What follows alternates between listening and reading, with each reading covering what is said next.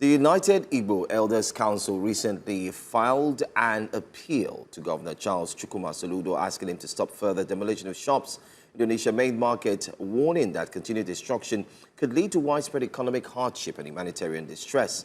In a statement issued on Monday by a UNIEC Chairman and Director General Justice Alpha Ikbema, titled "UNIEC Warns Against Demolition of 10,000 Shops," the council praised the governor's vision for urban renewal, but cautioned that it must not come at the expense of livelihoods in Onitsha, a city described as the commercial heartbeat of the Igbo nation. Governor Soludo insists the market needs renewal, but critics say the demolitions are too sudden, too harsh, and risk of plunging thousands of families into hardship. So is the modernization coming at a too high a cost?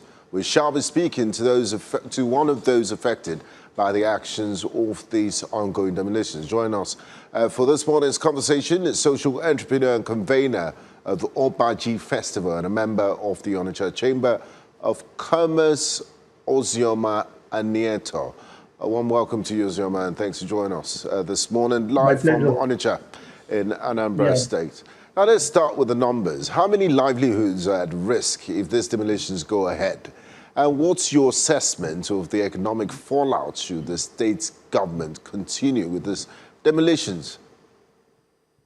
Yeah, I will first of all say that what the government is doing is looking at the market and trying to make it what a modern market should be. Had it been you've been to a main market lately, you will find out that it's not what a modern market should be. You can't even drive freely inside the market. There are no parking spaces, everywhere with a lot of people. And what the government wants to do is trying to give an uplift to that particular market, make it better, make it more accessible, and even improve what it is. It should be, as in improve on it. Why I'm saying all these things is to make it clear that what the government is doing is not wicked, but we are going to look at the other side of it, the flip side of it, because it is not just shop that is being demolished. You're looking at humans, you are looking at their livelihood, you are looking at what the market provides for these people, and most of them have been there for a very long time. And whoever knows Onitsha Main Market and what it stands for, a place that was once the biggest market hub in the whole of West Africa, you will know that no careless person can ever start building plaza or owning shops there without government approval. So we're looking at not just about the number of people, because you can't even ascertain the number of people this thing affected. It has a very huge ripple effect. There are the ogas, there are the omu boy, what they call the omu boy, apprentice.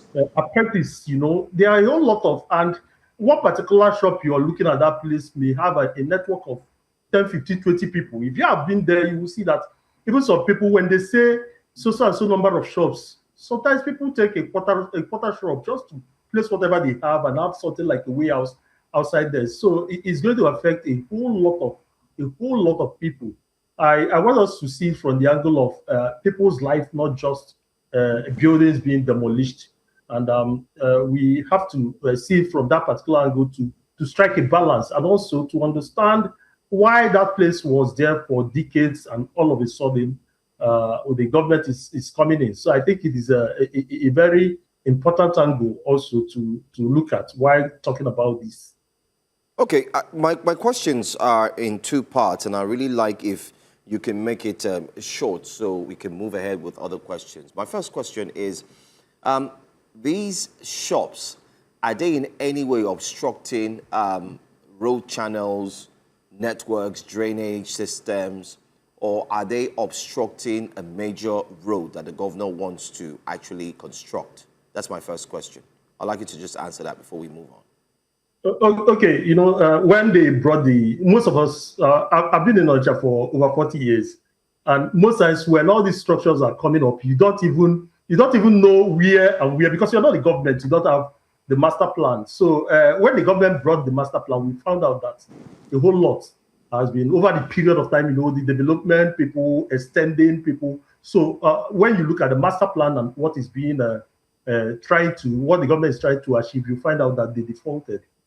Oh, okay. So you can confirm that some of these shops are blocking major construction projects.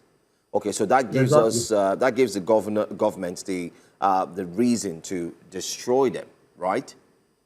Yes. Okay. Now, were traders and business associations, were they consulted before the rollout plan for demolitions? Was there any meeting? Yes, I heard that they even have a case in the court, a discussion. And why I think that particular discussion would have been very important is that it takes the court now to understand what is being said. People like us, people that are not affected directly, we always have a hearsay, as in, it's more or less this person will say this and this person will say that. We believe that a court is the right place to look at whatever their arguments are, and then decide what is right and what is not right.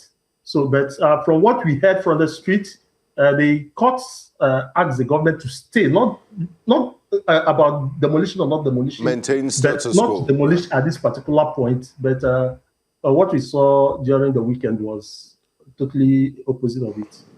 Now, Ozioma, let's talk about what your asks are, what you're demanding from the government, and what will be a fair compromise, because the government says it needs to modernize. Some of the structures are illegal, and they've given several reasons for this. And you are rightly have highlighted that there are human costs to this, there are economic costs to this. These are people's means of livelihoods, it's a business. So if you could, speak to the government, what would be your position? What would you be asking for? And what would be a fair middle ground in order to move forward? Okay, let me make something clear. I'm not a trader in that particular market. I've lived in this town for over 4 decades. So that makes me a stakeholder when it comes to issues like this. I have friends, family members who are inside there. I have interaction with them always. I write about it because it is my constituency when it comes to that. So, but when you look at all these things, when things like this happen, there is no fair price. I believe that mainly what the government should have done is sit down with these people, have a real conversation. This is not something you do hastily. You sit down with them because this is about their life.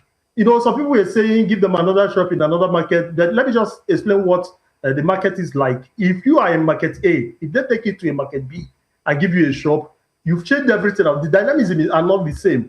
They are 2 different places. And like most markets, you know that this particular area, they sell so and so. I was thinking that the best thing that would have done is look at the people in that particular market. If it were people that we are selling clothes, we can now think of how do we relocate them and get this thing done. But most importantly, like I said earlier, what we would have done is wait for the court to decide. And again, when you are looking at this, people will say, give them money and whatever.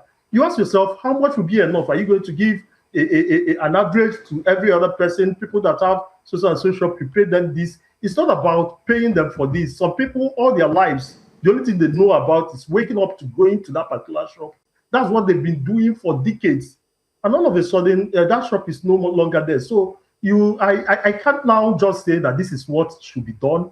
But looking for a fairer ground, there should be something like the compensation is very important. And then the government should sit down with them, listen to them directly, because they can always be in the best position to say that this can appease us, and the government will always say that. I can't, in my own capacity, say that this is exactly what can be done, but there should be something like a government coming in to know the best way to get these people back on track, because these are lives being destroyed. Ozioma, just to follow up with what you said, in a recent interview that the Commissioner of Information in Anambra State held with our with News Central, with our station, one of my colleagues did ask him that what would be the alternative for traders who had their shops demolished in this exercise, and the Commissioner of Information, Law Mefo, categorically stated that traders have a lot of alternatives because the main market in Onitsha is not the only market in Anambra State. How do you respond to such a comment coming from a government official? That is totally unfair. It's just like telling you that if I demolish your house, maybe in Lagos, I'll tell you that Lagos is not the only place you can live. It doesn't work like that. People are building their lives around the area they go for their livelihood. People are sending their kids to schools around that place. People are paying house rent around that place. People are building businesses. Their wives are leaving jobs that they may get in another state just to be very close to that place. That's why I said that particular place is not just shops. This is people's life. You know, people are building their life around their source of livelihood. When you look at Onitsha, for instance, any place that is closer to the market, it's always more expensive, even if that particular environment is not the elite environment. It's for a reason. People are living there. People are building their lives there. People are sending their children to schools around that place. People are forming communities and churches around that particular area. You can't just tell me that there are other markets. Should we move to Ogidi or move to Oka? Because you know, it's not the property. It's not the property, because telling me that there are other markets is just like taking someone's life and taking someone's life and then tell the person to start all over again. We are not talking about kids. We're not talking about people that are 18, 20 years, 25 years. We're talking about men. We're talking about people that are in their 60s, people that are even in their 70s. So it's not just about starting afresh or going to other markets. And like I said earlier, even other markets, when you think about other markets, what you're selling in the market is not exactly what is being sold in Ochanja. Every market has its own uniqueness. So it's very unfair, and I would say a careless statement to say that there are other markets people can go to. It's not proper from my own point of view. Okay, my final question to you this morning would be, what are the traders doing as a result of having some of their shops, losing their shops, losing their products, their sales, everything is going down the drain. What have they done, or what are they doing currently as we speak?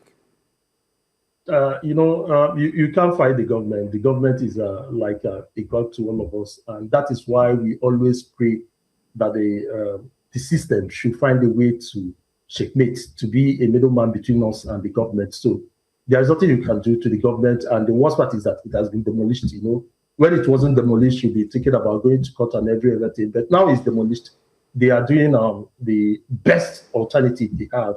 You know, approaching the court, bringing in their cases, trying to know if they will get compensated, and then maybe have a fresh distance to life, a fresh start to life. That's what most of them are talking about presently, because you can't just build that market that has been demolished already. So the deed has been done. It's just it's just looking for alternative. How do they start all over again? That's the only option left for them. Okay. Now, finally, Ozioma, my last question before we wrap things up. They say the Judicial is the last hope of a common man, and a High Court in Anambra State earlier directed all parties involved when this case was brought before it to maintain the status quo, but we've obviously seen that a serious breach in that order by the Anambra State authorities going ahead with the demolition. And I mean, the traders can't take laws into their hands.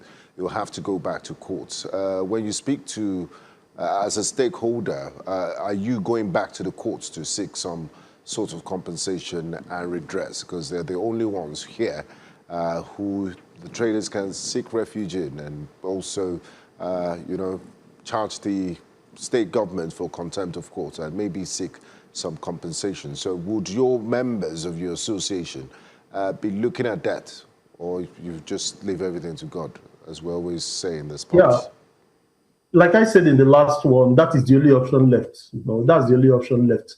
And when you think about people that lost their source of livelihood, the only thing they can do is just try to grasp any straw around. So it's about going back to the court, telling court that what you said, people jubilated when they heard the court order, and what they saw on the morning of Sunday was something different. So it's about going back to the court and knowing if there is anything that will come out from there, because at the end of the day, the judiciary is the last hope of the common man, and they can't fight the government. That is a fact, and painfully so. So they will be moving back to the courts to know what the court the courts will give them any soft landing. Okay. Thank you so much, Ozioma Enieto from Onitsha and Anambra State. It's been a pleasure speaking with you. We'll continue to monitor the situation, and we'll reach out when there's a need to. Thank you.